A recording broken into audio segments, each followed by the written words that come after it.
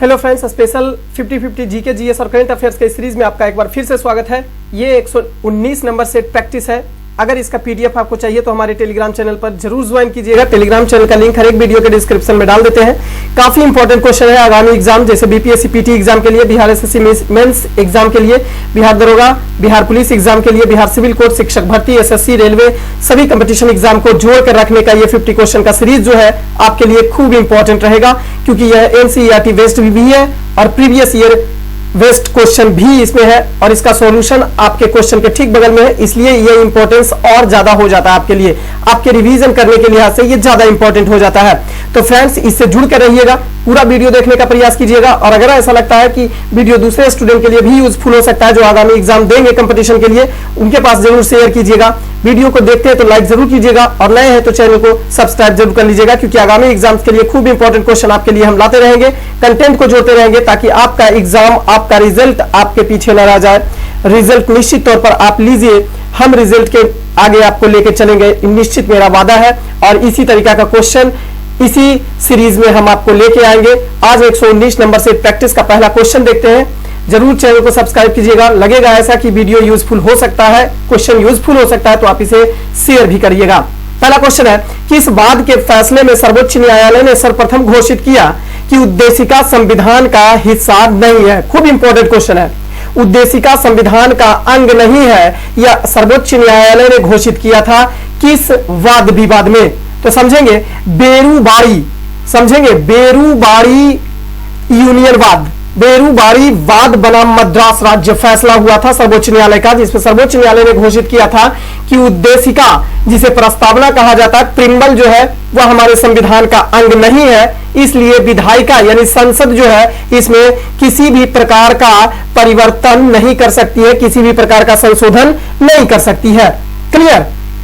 यह बाद में केशवानंद भारती बनाम केरल राज्यवाद जब 1973 ईस्वी आया तो इसमें सर्वोच्च न्यायालय ने ही माना कि प्रस्तावना संविधान का अंग है, अतः विधेयिका यानी संसद इसमें संशोधन कर सकती है। क्लियर? दो चीज, बेरूबारी वाद बनाम मद्रास राज्य जो आया फैसला सर्वोच्च न्यायालय का, इसने माना कि उद्देशिका यानी प्रस्तावना प्रिम्बल जो है वो संविधान का अंग नहीं है, अतः विधायिका इसमें संशोधन नहीं कर सकती। जबकि केशवानंद भारती बनाम केरल राज्यवाद 1973 ईस्वी में फैसला किया सर्वोच्च न्यायालय ने ही कि प्रस्तावना प्रिम्बल और उद्देशिका संविधान का अंग है और विधायिका यानी संसद इसमें संशोधन कर सकती है। दोनों बात क्लियर? अब देखेंगे जरा गोलकनाथ बनाम पंजाब राज्यवाद क्या कहता है। इसे संक्षेप में गोलकनाथ केस के नाम से भी जाना जाता है और इसका फैसला सुप्रीम कोर्ट द्वारा 1967 ईस्वी में किया गया था। इस फैसले में सर्वोच्च न्यायालय ने यह व्यवस्था दी थी कि संविधान में वर्णित मूल अधिकार जो है उसमें संसद कोई परिवर्तन नहीं कर सकती है। अब जरा ध्यान दीजिएगा, मौलिक अधिकार में कोई परिवर्तन संसद नहीं कर सकती है। यह गोलकनाथ बनाम पंजाब राज्यवाद 1967 ईस्वी में सर्वोच्च न्यायालय ने फैसला सुनाया था। इसे गोलकनाथ केस के नाम से भी जाना जाता है। क्लियर है? नेक्स्ट क्वेश्चन, किसने कहा था कि 1857 ईस्वी की घटना का प्रारंभ धर्म के संघर्ष के रूप में हुआ था और इस घटना का अंत स्वतंत्रता संग्राम के रूप में हुआ है? बड़ा इंपॉर्टेंट क्वेश्चन है। यह डॉक्टर एस.एन. सेन का कथन है। अब ध्यान दीजिएगा फ्रेंड्स, वीडियो थोड़ा लंबा भी होता है, फिर भी इसको आप देखिएगा क्योंकि आपके लिए क्वेश्चन काफी इंपॉर्टेंट है आगामी एग्जाम्स के लिए, तो आप इसका रिवीजन जरूर कीजिएगा। हम तो आपके लिए मेहनत कर ही रहे हैं, आप खुद के लिए भी थोड़ा बहुत मेहनत कीजिएगा। शॉर्ट वीडियो नहीं देख के आप अपने खुद पर मेहनत कीजिएगा, मोबाइल ऐप का इस्तेमाल सही कामों में कीजिएगा तो निश्चित तौर पर सफलता दूर नहीं रहेगा, क्योंकि सबसे ज्यादा बाधक आजकल मोबाइल है और उसमें शॉर्ट वीडियो बहुत ही बाधक है, क्योंकि कोई भी ऐसा नहीं है अभी के एज में कि शॉर्ट वीडियो नहीं देखता और एक बार शॉर्ट वीडियो देखने के बाद कब घंटों पार हो जाता है, एक शॉर्ट वीडियो देखने के बाद बंद करने वाला मोबाइल कोई नहीं है, तो कब घंटों पार हो जाता है पता ही नहीं लगता। अतः सही कामों में इसका इस्तेमाल जरूर कीजिएगा तो निश्चित तौर पर सफलता मिलेगा, क्योंकि आपका एकाग्रता जो है वही सबसे बड़ा सफलता दिलाएगा। क्लियर? कहा था, किसने कहा था कि 1857 ईस्वी की घटना का प्रारंभ धर्म के संघर्ष के रूप में हुआ था और इस घटना का अंत स्वतंत्रता संग्राम के रूप में हुआ है? Doctor SN. सेन का कथन है। अब जरा ध्यान दीजिएगा, 1857 ईस्वी का विद्रोह जो हुआ था वो 10 मई को मेरठ में 34वीं इन्फेंट्री के सैनिक मंगल पांडे के द्वारा शुरू किया गया था। 1857 ईस्वी के प्रमुख कुछ वक्तव्य जो दिए गए थे 1857 ईस्वी के लिए और उससे संबंधित व्यक्ति की बात कर लेते हैं। जरा ध्यान दीजिएगा, भारत 1857 ईस्वी के बारे में वक्तव्य मत की बात कर लेते हैं तो 1857 ईस्वी का विद्रोह जो है वो भारत का प्रथम स्वतंत्रता संग्राम था। यह बात बी सावरकर ने कही थी, विनायक दामोदर सावरकर का कथन है। 1857 ईस्वी के विद्रोह के बारे में कहा था यह एक राष्ट्रीय विद्रोह है, डिज़राइली का कथन है। 1857 ईस्वी का विद्रोह पूर्णतः सिपाही विद्रोह था। इसको सर जॉन लॉरेंस तथा सीले के द्वारा कहा गया था। 1857 ईस्वी का विद्रोह धर्मांधों का ईसाइयों के विरुद्ध युद्ध था। यह कथन L.E.R. रीज का कथन है। 1857 ईस्वी का विद्रोह जो है वो बर्बरता तथा सभ्यता के बीच युद्ध है। यह T.R. होम्स का कथन था। जबकि 1857 ईस्वी के विद्रोह के बारे में अंग्रेजों के विरुद्ध हिंदू एवं मुसलमानों का एक षड्यंत्र था। यह जेम्स आउट्रम एवं W. टेलर का कथन है। क्लियर? तो कुछ कथन और उसका मत संबंधित याद रखेंगे, बड़ा इंपॉर्टेंट रहेगा। नेक्स्ट क्वेश्चन है, चूरिया घाट की पहाड़ियां नेपाल में स्थित है। यह पहाड़ियां किसका हिस्सा है? बहुत इंपॉर्टेंट है, शिवालिक की पहाड़ियों का हिस्सा है चूरिया घाट। चूरिया घाट की पहाड़ी जो है वो शिवालिक हिमालय का हिस्सा है और यह नेपाल में स्थित है, बड़ा इंपॉर्टेंट है। क्लियर? शिवालिक हिमालय की अगर बात करें तो यह हिमालय का सबसे नवीनतम भाग है, यानी सबसे बाद में हिमालय का विकास जो हुआ है उसे शिवालिक हिमालय कहा जाता है। और इसका विस्तार अगर बात करें शिवालिक हिमालय का तो पंजाब के पोटवार मैदान से लेकर कोसी नदी घाटी तक इसका विस्तार देखने को मिलता है। इस हिमालय को यानी शिवालिक हिमालय को हिमालय पदीय पर्वत यानी फुट हिल्स ऑफ हिमालयाज के नाम से भी जाना जाता है। यानी हिमालय का पर्वत पदीय पठार पर्वत पदीय श्रेणी कहा जाता है शिवालिक हिमालय को। इस हिमालय के उत्तर में मध्य हिमालय स्थित है। शिवालिक हिमालय मध्य हिमालय से मेन बाउंड्री फॉल्ट के द्वारा एक दूसरे से अलग हो जाता है। शिवालिक हिमालय के निचले भाग को तराई के नाम से भी जाना जाता है। शिवालिक रेंज पर पर्यटन स्थल की बात करें तो शिमला, पंचकुला, मोरनी पहाड़ियां, नैनी देवी, पांवटा साहिबा, कलेसर नेशनल पार्क इत्यादि मौजूद है। क्लियर? अब थोड़ा लिमिट के रूप में आपको आंसर बताना रहता है और डिस्कशन करना रहता है, इसलिए इतना ही कर पाते हैं। इसके अलावा भी अगर यदि जो चर्चा हम करें कि हिमालय को भौगोलिक विभाजन के आधार पर कुल 4 भागों में बांटा गया है, जिसमें सबसे पहले भाग की बात करें तो महान हिमालय का नाम आता है, दूसरे स्थान पर मध्य हिमालय, तीसरे शिवालिक हिमालय और चौथे ट्रांस हिमालय का नाम आता है। क्लियर? महान हिमालय जल्दी में जरा एक बार देख लीजिएगा, केवल कह देंगे महान हिमालय जो है वो उसे ग्रेट हिमालय अंग्रेजी में कहा जाता है। इस हिमालय को हिमाद्री हिमालय या आंतरिक हिमालय के नाम से भी या इसे ही बृहद हिमालय के नाम से भी जाना जाता है। इस हिमालय के विस्तार पश्चिम में नंगा पर्वत से लेकर पूर्व में नामचा बारबा श्रेणी तक स्थित है और इस हिमालय की सर्वोच्च चोटी माउंट एवरेस्ट है। यानी माउंट एवरेस्ट जो है वो किस हिमालय की सर्वोच्च चोटी है? तो महान हिमालय या हिमाद्री हिमालय या आंतरिक हिमालय या बृहद हिमालय का हिस्सा है माउंट एवरेस्ट। इस पर्वत चोटी को नेपाल में सागर माथा यानी माउंट एवरेस्ट को सागर माथा या पर्वतों की रानी एवं गौरी शंकर भी कहा जाता है। ध्यान दीजिएगा, तिब्बतियन भाषा में इस चोटी को यानी माउंट एवरेस्ट को चामो लुगम्मा के नाम से भी जाना जाता है। माउंट एवरेस्ट जो है उसकी खोज भी ध्यान रखेंगे जरा, तो राधा मोहन सिकंदर के द्वारा इसकी खोज किया गया था, लेकिन उस समय के पुरातत्व या सर्वेक्षण विभाग के पदाधिकारी सर जॉन एवरेस्ट के नाम पर इसका नाम माउंट एवरेस्ट रखा गया था। क्लियर? अगर महान हिमालय की बात करें तो महान हिमालय के कई ग्लेशियर हिमनद इसमें स्थित है, जैसे मिलाप हिमनद, बाल्टोर हिमनद और गंगोत्री हिमनद, ये सभी जो है वो महान हिमालय में स्थित है। क्लियर? इसके अलावा ध्यान दीजिएगा दूसरा हिमालय मध्य हिमालय आता है, इसे ही हिमांचल हिमालय या लघु हिमालय के नाम से भी जाना जाता है। यह नेपाल में महाभारत श्रेणी और भारत में धौलाधर श्रेणी के नाम से भी जाना जाता है। मध्य हिमालय जो है इसकी सर्वोच्च चोटी नंगा पर्वत है। इसी हिमालय में प्रमुख पर्यटक स्थल मैसूरी, नैनीताल, शिमला, देहरादून, रानीखेत इत्यादि आता है। महान हिमालय एवं मध्य हिमालय के बीच कई सीमांत घाटी पाई जाती है, जिसे महान सीमांत द्वार के नाम से भी जाना जाता है। क्लियर? ध्यान दीजिएगा आप, इसमें कई घाटियां भी पाई जाती है, जैसे कश्मीरी घाटी, जम्मू घाटी और काठमांडू घाटी। उसके बाद तीसरे नंबर पर आता है शिवालिक हिमालय, जिसकी चर्चा हमने आपके पास रख दी है। चौथा स्थान पर तिब्बतियन हिमालय, इसे ट्रांस हिमालय के नाम से भी जाना जाता है। इस हिमालय को ही महान हिमालय के नाम से भी जाना जाता है। यह हिमालय सचर जोन के द्वारा महान हिमालय से अलग हो जाता है। इस हिमालय में कई पर्वत श्रेणी स्थित है और इसका विस्तार उत्तर से दक्षिण की ओर अगर देखेंगे तो KLJP है। KLJP काराकोरम, लद्दाख, जास्कर और पीर पांजाल जो है वो तिब्बतियन हिमालय का उत्तर से दक्षिण क्रम की ओर विस्तारित रूप देखने को मिलता है। सबसे ज्यादा आपको क्वेश्चन पूछता है कि लद्दाख और जास्कर के बीच से कौन सा नदी प्रवाहित होता है, तो ध्यान देंगे सिंधु नदी जो है इसी लद्दाख और जास्कर के बीच प्रवाहित होती है। ये चारों पर्वत श्रेणियां तिब्बतियन हिमालय या ट्रांस हिमालय का हिस्सा होती है। क्लियर। नेक्स्ट क्वेश्चन की बात करें तो लकड़ी, लोहे और मोम के समान आकार के टुकड़े को समान ऊंचाई से पृथ्वी पर गिराया जाता है, कौन सा टुकड़ा सर्वप्रथम पृथ्वी की सतह पर पहुंच जाएगा?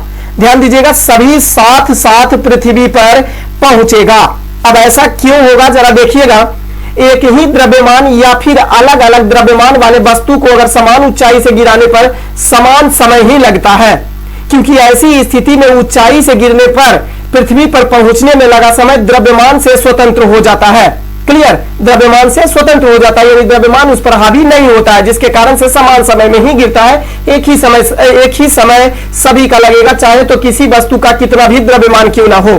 क्लियर। अब देखेंगे यदि हाइट यानी ऊंचाई से वस्तु को गिराई जाए तो पृथ्वी पर पहुंचने में लगा समय को ज्ञात करने के लिए फॉर्मूला आता है T=√2h/g। क्लियर। निर्वात में गुरुत्वीय त्वरण का मान वस्तु के आकार, द्रव्यमान और घनत्व पर निर्भर नहीं करता है, अतः निर्वात में भी किसी वस्तु को ऊंचाई पर से गिराने पर समान समय में ही नीचे गिरेगा। क्लियर। नेक्स्ट क्वेश्चन, निम्नलिखित में से कौन सरकारी प्रतिभूतियों का सबसे बड़ा धारक होता है? खूब इंपॉर्टेंट क्वेश्चन। 4 ऑप्शन। वाणिज्यिक बैंक जो होता है आरबीआई के सन्निध, आरबीआई के अंतर्गत जो आता है वाणिज्यिक सभी प्रकार का बैंक, वह सरकारी प्रतिभूतियों का सबसे बड़ा धारक होता है। पहले ये समझिएगा, ये सरकारी प्रतिभूति जो है ये क्या होता है? कहने का मतलब होता है कि सरकार को जब कभी भी धन की आवश्यकता पड़ती है तो ऐसे स्थिति में यह वित्तीय क्षेत्र की ओर जाता है और एक बॉन्ड जारी करता है, बॉन्ड पत्र जारी करता है। उस बॉन्ड पत्र का कोई एक वैल्यू तय कर दिया जाता है। क्लियर। और यह आरबीआई के द्वारा तय किया जाता है, आरबीआई को दे देता है सरकार। क्लियर। आरबीआई क्या करता है, उस बॉन्ड पत्र को वाणिज्यिक बैंकों को प्रदान कर देता है, अपने सभी वाणिज्यिक बैंकों को प्रदान कर देता है। वाणिज्यिक बैंक क्या करता है, वह ऋण के रूप में बॉन्ड पत्र जो होता है वो जनता को देता है। क्लियर। और उसके बदले में जनता उसको पैसा देती है और वह पैसा वाणिज्यिक बैंक आरबीआई को देता है और आरबीआई जो है वो सरकार को वह पैसा दे देती है। तो अब समझिएगा, सरकारी प्रतिभूति एक प्रकार का ऋण साधन है जो सरकार द्वारा अपने राजकोषीय घाटे को वित्त पोषित करने के लिए जनता से धन उधार लेने के लिए जारी किया जाता है। क्लियर है, समझ गए? वाणिज्यिक बैंक सरकारी प्रतिभूतियों का सबसे बड़ा धारक होता है। सरकारी प्रतिभूति आरबीआई द्वारा जारी किया जाता है, यह सबसे सुरक्षित प्रतिभूति होता है। सरकारी प्रतिभूति के जरिए मुद्रा बाजार से अल्पकाल के लिए रुपया प्राप्त कर लिया जाता है, जबकि वित्त बाजार से दीर्घकाल के लिए पूंजी प्राप्त कर लिया जाता है। क्लियर है? नेक्स्ट क्वेश्चन, किसान नेता मोतीलाल तेजावत किससे संबंधित थे? मोतीलाल तेजावत किसान नेता जो थे वो मेवाड़ के भील आदिवासी आंदोलन से संबंधित नेता थे। किसान नेता मोतीलाल तेजावत, जरा समझिएगा, इन्हें आदिवासियों का मसीहा भी कहा जाता है। इन्होंने वनवासी संघ की स्थापना की थी। गौर से ध्यान रखिएगा, एकदम बारीकी पॉइंट को ध्यान रखिएगा, यही सब क्वेश्चन ज्यादातर पूछता है। स्वतंत्रता संग्राम से निश्चित तौर पर क्वेश्चन पूछता है। मोतीलाल ये सब किसान आंदोलन वगैरह है, उससे संबंधित नेता जो है खूब क्वेश्चन पूछता है सबसे। क्लियर। तो मोतीलाल तेजावत को आदिवासियों का मसीहा के नाम से जाना जाता है। इन्होंने वनवासी संघ की स्थापना की। इन्होंने भील, गरासिया तथा अन्य खेतीहरों पर होने वाले सामंती अत्याचार का विरोध किया और उन्हें एकजुट करने का काम किया। सन 1920 ईस्वी की बात करें तो आदिवासियों के हितों को लेकर मातृकुंडिया नामक स्थान पर एकी नामक आंदोलन, जिसे एका आंदोलन कहा जाता है, एकी आंदोलन की शुरुआत की थी 1920 ईस्वी में। कहा? मातृकुंडिया नामक स्थान पर। इन्होंने किसानों से बेगार बंद बनाई और कामगारों को उनकी उचित मजदूरी दिलाने में महत्वपूर्ण भूमिका निभाई। क्लियर। किसानों से, जो किसान लोग बेगार रखते थे, मजदूर रखते थे और उसको बेगारी करवाते थे, उसको इन्होंने बंद करवाया। कामगारों को, जो मजदूर लोग थे, उनको उचित मजदूरी दिलवाया। आजादी के बाद उदयपुर और चित्तौड़गढ़ से लोकसभा सदस्य भी ये रहे थे और राजस्थान खादी ग्रामोद्योग बोर्ड के अध्यक्ष भी रहे थे मोतीलाल तेजावत। इनका जन्म की बात करें तो 1816 ईस्वी को कुल्यारी गांव उदयपुर में हुआ था। इन्होंने विजयनगर राज्य के निमड़ा गांव में सॉरी 1916 ईस्वी में इनका जन्म हुआ, 1916 ईस्वी में इनका जन्म हुआ, ध्यान देंगे। कोल्यारी गांव उदयपुर में हुआ। इन्होंने विजयनगर साम्राज्य के निमड़ा गांव में 7 मार्च 1922 ईस्वी को एक सम्मेलन आयोजित किया तथा यहां पर गोलीबारी हुई थी, जो बाद में निमड़ा हत्याकांड के नाम से भी जाना गया। तो आपसे क्वेश्चन पूछेगा, निमड़ा हत्याकांड से संबंधित प्रसिद्ध नेता कौन थे? मोतीलाल तेजावत। कब हुआ? 7 मार्च 1922 ईस्वी को। क्लियर? उदयपुर राजस्थान में। नेक्स्ट क्वेश्चन है, सूची 1 को सूची 2 के साथ आपको मिलान करना है। सूची 1 को सूची 2 के साथ मिलान करना है। तो अनुच्छेद 312, एक तरफ अनुच्छेद है और दूसरे तरफ उसका प्रावधान है। अनुच्छेद 312 का संबंध किससे रहा है? अनुच्छेद 312 जो है इसको समझिएगा। तो अनुच्छेद 312 विशेष बहुमत के द्वारा राज्यसभा के द्वारा नई अखिल भारतीय सेवा का सृजन करने की बात कहा गया है। अनुच्छेद 312 में राज्यसभा के विशेष बहुमत के द्वारा। क्लियर? अनुच्छेद 155 की बात करें तो राज्यपाल के नियुक्ति के विषय में जानकारी दी गई है अनुच्छेद 155 में। अनुच्छेद 324 की बात करें तो निर्वाचन आयोग की चर्चा अनुच्छेद 324 में किया गया है। भाग 15 में 324 से लेकर 329 अनुच्छेद में निर्वाचन आयोग की चर्चा किया गया है। निर्वाचन आयोग की स्थापना 25 जनवरी 1950 ईस्वी को की गई थी। क्लियर? अनुच्छेद 315 की बात करें तो अनुच्छेद 315 में लोक सेवा आयोग की चर्चा भी की गई है। लोक सेवा आयोग की स्थापना की बात 315वें अनुच्छेद में किया गया है। संघ एवं राज्य दोनों के लिए लोक सेवा आयोग का गठन किया जाएगा।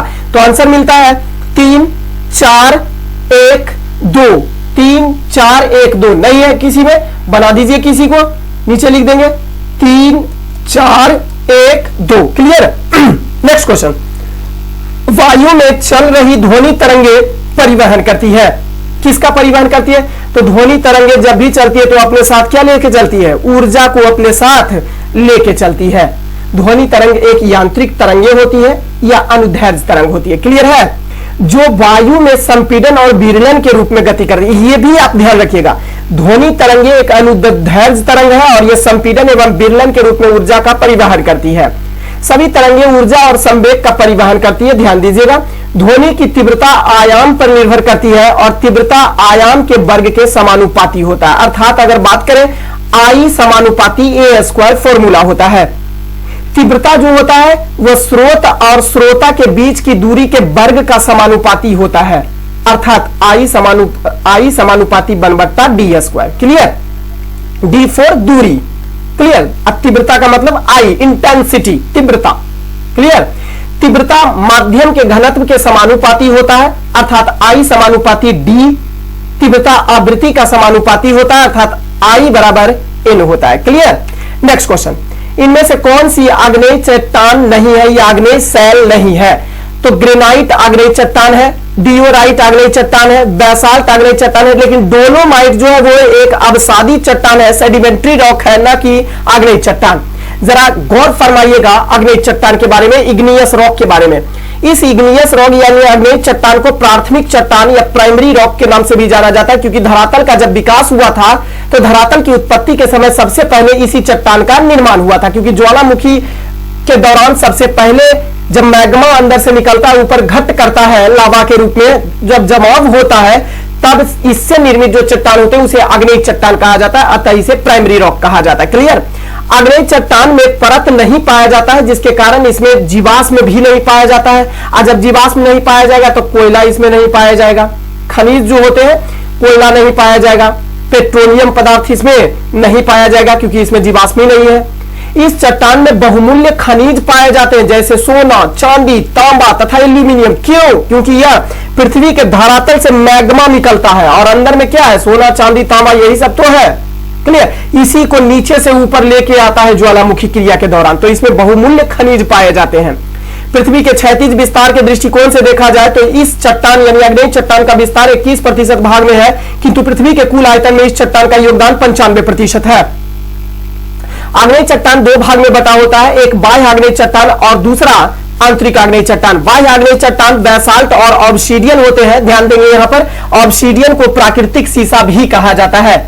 आंतरिक आग्नेय चट्टान की बात करेंगे तो यह दो परत में बटा होता है, एक पातालिक आग्नेय चट्टान और एक एक गहराई वाले, एक पातालिक आग्नेय चट्टान और एक आंतरिक आग्नेय चट्टान। क्लियर? तो गैब्रो और ग्रेनाइट जो होते हैं और डियोराइट, ये सभी जो होते हैं वो आंतरिक आग्नेय चट्टान के उदाहरण होते हैं।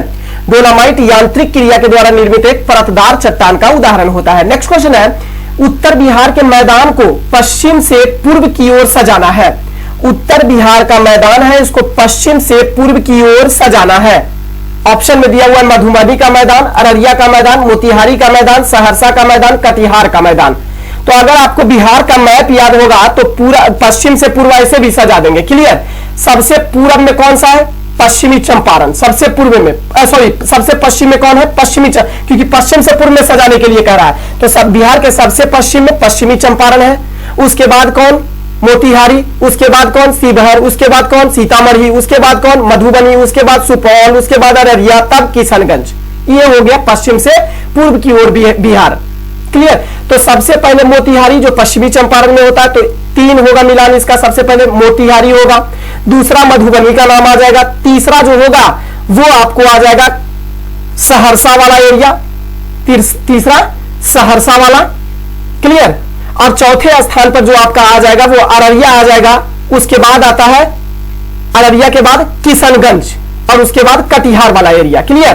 तो सबसे 3, 1, 4, 2, यानी कि आप कहेंगे कि उत्तर बिहार के मैदान को पश्चिम से पूर्व में अगर विभाजित करेंगे तो सबसे पहले मोतिहारी का मैदान, मधुबनी का मैदान, सहरसा का मैदान, अररिया का मैदान और कटिहार का मैदान हो जाएगा।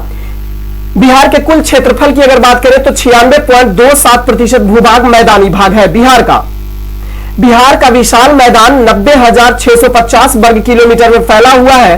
प्राकृतिक और संरचनात्मक दृष्टिकोण से बिहार को 3 भू आकृतियों में विभाजित किया गया है। एक शिवालिक श्रेणी या तराई क्षेत्र, दूसरा बिहार का मैदानी भाग और तीसरा दक्षिण का पठार।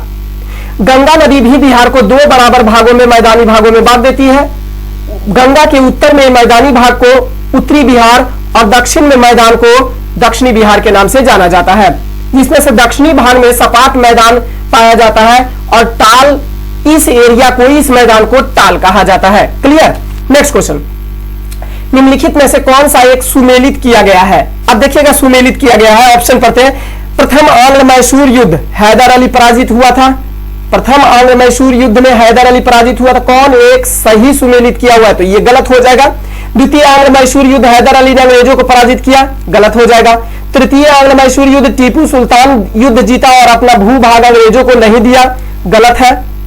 चौथा है चतुर्थ आंग्ल मैसूर युद्ध, टीपू पराजित किया गया और युद्ध के मध्य दिवंगत हो गया। चौथा कथन जो है वो आपको बिल्कुल ही सही कह रहा है कि चतुर्थ आंग्ल मैसूर युद्ध में टीपू सुल्तान पराजित हो गया और युद्ध के बाद मध्य जो है वो दिवंगत हो गया, यानी युद्ध के दौरान ये दिवंगत हुए, वीर गति को प्राप्त हुए। समझिएगा, प्रथम आंग्ल मैसूर युद्ध जो हुआ था 1767 से 1769 ईस्वी में, और उस समय गवर्नर जनरल लॉर्ड बरेलास्ट थे। तो 1767 से 1769 ईस्वी में प्रथम आंग्ल मैसूर युद्ध लॉर्ड बरेलास्ट की गवर्नर जनरल के कार्यकाल में हुआ था और यह मद्रास की संधि के तहत, मद्रास की संधि कब हुआ? 1769 ईस्वी में के तहत प्रथम आंग्ल मैसूर युद्ध समाप्त हो गया। क्लियर? द्वितीय आंग्ल मैसूर युद्ध की बात करें तो 1780 से 1784 ईस्वी में हुआ था, वारेन हेस्टिंग्स के शासनकाल में हुआ था, तथा यह मैंगलोर की संधि 1784 ईस्वी में हुआ था, जिसके तहत द्वितीय आंग्ल मैसूर युद्ध समाप्त हो गया। क्लियर? तृतीय आंग्ल मैसूर युद्ध की बात करें तो 1790 से 1792 ईस्वी में हुआ, लॉर्ड कॉर्नवालिस के शासनकाल में हुआ था, तथा श्रीरंगपत्तनम की संधि के तहत यह तृतीय आंग्ल मैसूर युद्ध समाप्त हो गया।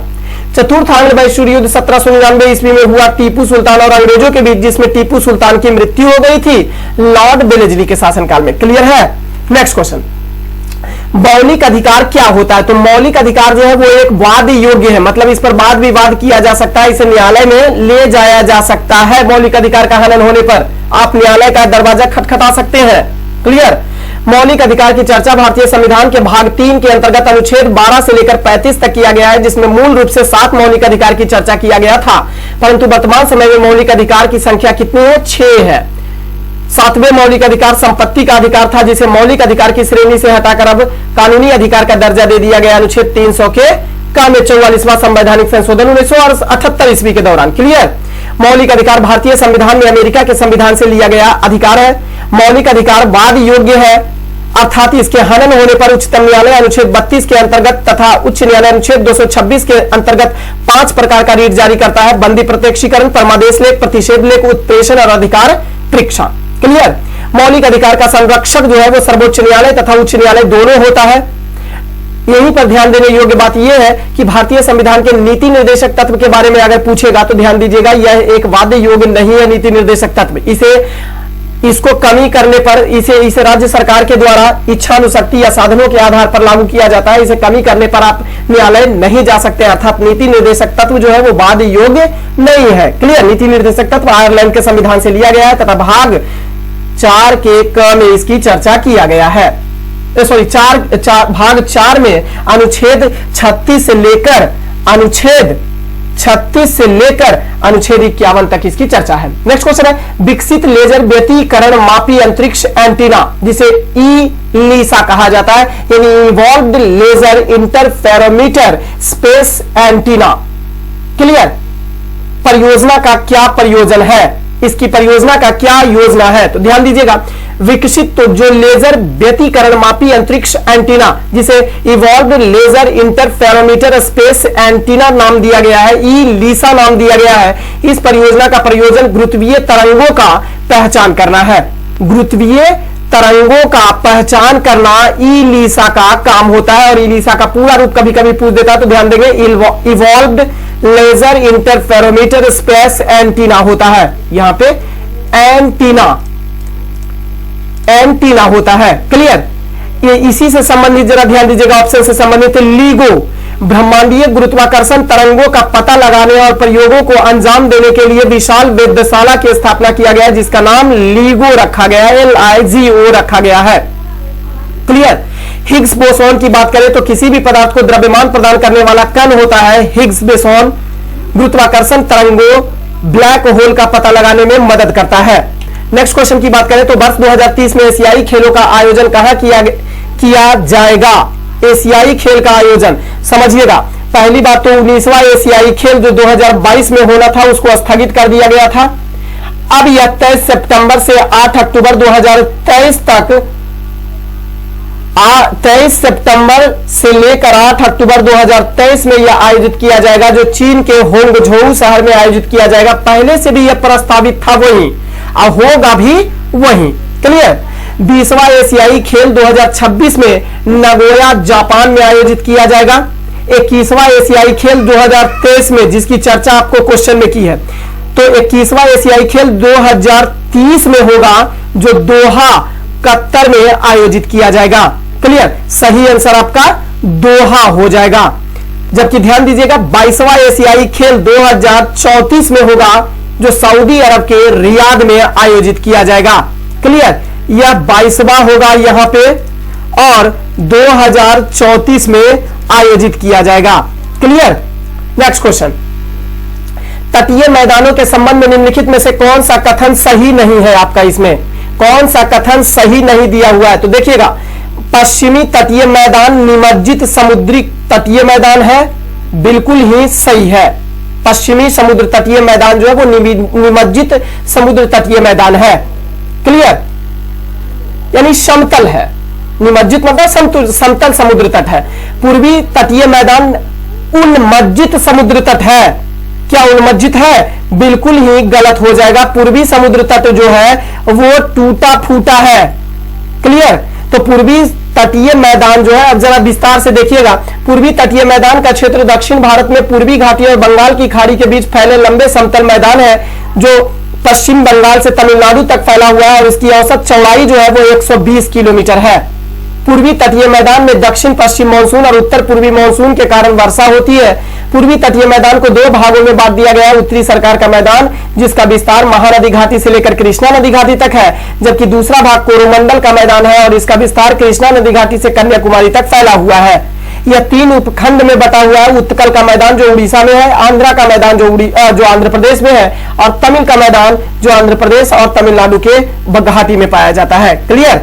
नेक्स्ट क्वेश्चन, पूर्ण स्वराज की वचनबद्धता के साथ भारत में प्रथम स्वतंत्रता दिवस कब मनाया गया था? तो 26 जनवरी 1930 ईस्वी को पहला स्वतंत्रता दिवस भारत में मनाया गया था। जरा इसका इतिहास देख लीजिएगा एक बार। पूर्ण स्वतंत्रता की वचनबद्धता के साथ भारत में प्रथम स्वतंत्रता दिवस 26 जनवरी 1930 ईस्वी को मनाया गया था। अब ध्यान दीजिएगा, हसरत मोहानी प्रथम भारतीय ऐसे थे जिन्होंने पूर्ण स्वराज का प्रस्ताव केंद्र कांग्रेस के मद्रास अधिवेशन जो 1927 ईस्वी में हुआ था और इसकी अध्यक्षता डॉक्टर M.A. अंसारी के द्वारा किया गया था। सबसे पहले पूर्ण स्वराज का प्रस्ताव इसी अधिवेशन में रखा गया था 1927 के मद्रास अधिवेशन में। किसने रखा? हसरत मोहानी ने। किसकी अध्यक्षता में सम्मेलन हुआ? तो डॉक्टर M.A. अंसारी की अध्यक्षता में। लेकिन उस समय यह पारित नहीं हो पाया। बाद में 31 दिसंबर 1929 ईस्वी में कांग्रेस का अधिवेशन लाहौर में हुआ जिसकी अध्यक्षता JL नेहरू के द्वारा किया गया। इसमें पूर्ण स्वराज का प्रस्ताव पारित कर दिया गया। साथ ही प्रतिवर्ष 26 जनवरी को स्वतंत्रता दिवस मनाने की घोषणा की गई और इसके तहत अगले वर्ष 26 जनवरी 1930 ईस्वी को प्रथम स्वतंत्रता दिवस मनाया गया। स्वराज विधेयक की बात करें तो सर्वप्रथम 1895 ईस्वी में बाल गंगाधर तिलक ने लाया था। स्वदेशी का प्रस्ताव 1906 ईस्वी में कलकत्ता अधिवेशन में पारित किया गया था। क्लियर है? नेक्स्ट क्वेश्चन, कौन सा समितियों का युग्म सही सुमेलित नहीं किया गया है? ध्यान दीजिएगा, एक तरफ समिति और दूसरा तरफ सिफारिश है। मालेगांव समिति का संबंध माइक्रो फाइनेंस से बिल्कुल सही है। मालेगांव मां से याद रखेंगे मालेगांव, मां से याद रखेंगे माइक्रो फाइनेंस। क्लियर। छोटी वित्तीय संस्थाएं से मालेगांव समिति का संबंध। तारापोर समिति का संबंध पूंजी खाता परिवर्तनीयता से है, बिल्कुल सही है। राजा चेलैया समिति का संबंध भारत में कर सुधार से संबंधित आया था। नरसिंघम समिति का संबंध क्या उर्वरक कंपनियों को विनिवेश से है? जी नहीं। नरसिम्हन समिति का संबंध जो है वो बैंकिंग क्षेत्र और वित्तीय क्षेत्र में सुधार से है। नेक्स्ट क्वेश्चन है, तो आपका सही आंसर कौन सा हो जाएगा? ऑप्शन नंबर डी जो है वो सही मिलान किया हुआ नहीं है। नेक्स्ट क्वेश्चन है,